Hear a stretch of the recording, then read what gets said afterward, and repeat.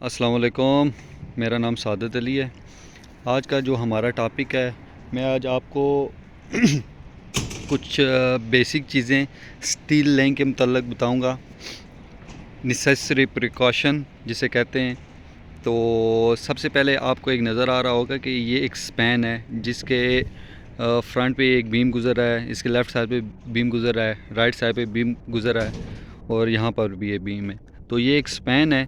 इस स्पैन को अगर डीपली देखा जाए तो जो आपको सामने वाला एरिया नज़र आ रहा है ये एक शॉर्ट स्पैन है। ठीक है, मतलब ये एक कमरा है, इसकी ना जो चौड़ाई है वो कम है, लंबाई ज़्यादा है। तो हम सबसे पहले जो हमारा पॉइंट वन है वो हमें इस चीज़ को मद्देनज़र रखना चाहिए कि जो इसकी मेन बार होती है। अब ये दो बारें पड़ी हैं, 3 नंबर का स्टील है। अब ये वाली जो बार है जो हमें नीचे नज़र आ रही है, इस बार को हम मेन बार कहते हैं और इसके ऊपर जो बार ये वाली जा रही है इसको हम डिस्ट्रीब्यूशन बार कहते हैं। मेन बार हमेशा शॉर्ट स्पैन पे पड़ती है और डिस्ट्रीब्यूशन बार हमेशा लॉन्ग स्पैन पे पड़ती है। ठीक है, और उसके बाद जो सेकंड स्टेप ये है कि जब भी हम स्टील लेइंग करते हैं तो हमें कंक्रीट कवर का ख़ास ख्याल रखना चाहिए। जिस तरह आपको ये नज़र आ रहा है कि इसमें ना हमने ये कंक्रीट की स्पेसर बना के रखे हैं। इसका साइज़ 1.25 इंच होता है।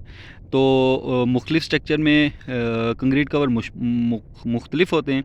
स्लैब में हम 1.25 इंच मतलब 3/4 इंच रखते हैं।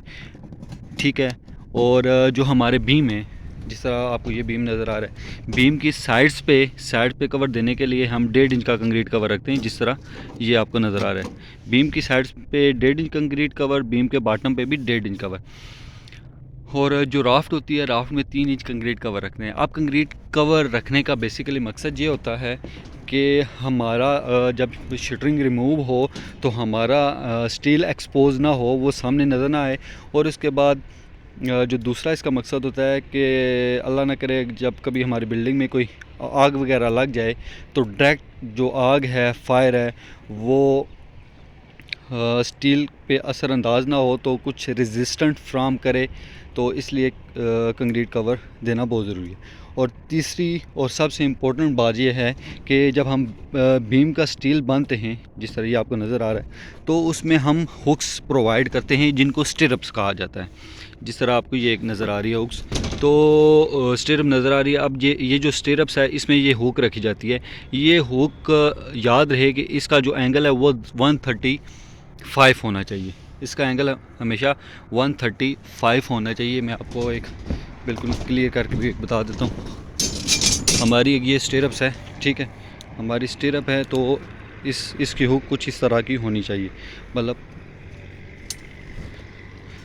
ये वाली इस तरह। इसका एंगल जो है 135 होना चाहिए। तो इंशाल्लाह इससे भी अच्छी और मज़ीद वीडियो बना के अपलोड की जाएगी।